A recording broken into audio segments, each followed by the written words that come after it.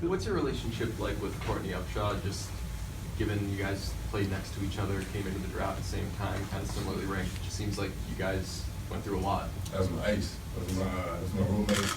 One of the few guys that we actually got real close to coming in together. From Alabama, there was only like 3 guys from Tennessee that actually went to like out of state or whatever. So me and Upshaw got gelled pretty close. We talked the other day or whatever. So yeah, we're still pretty close.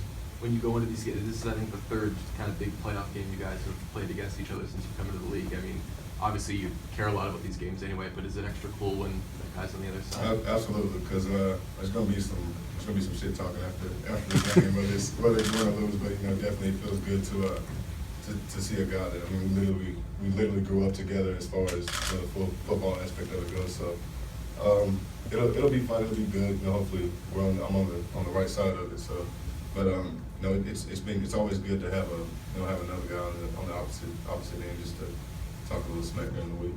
You may not want to use the word scary, but is this the scariest offense you guys have had to prepare for this year? It's a very, very talented offense. Again, there's not one thing that you can point out and say, stop Julio Jones, stop Sanu, stop the running game.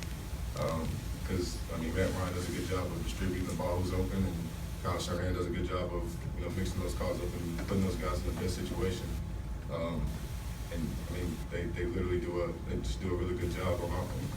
Dont'a, you mentioned football for a year. How frustrating is it when you're rotating out of the game? You're used to playing every snap, and there have been some where like this last week you were coming out. Is that an adjustment for you, and how do you handle that? It is, but in a long shot, it's really kind of knowing your role and accepting what it is.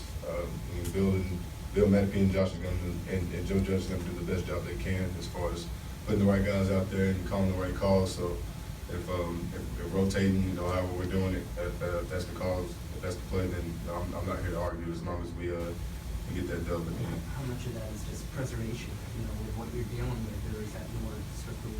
That's something for Bill. Just same as you. They tell me I'm down the series or we're rotating or whatever.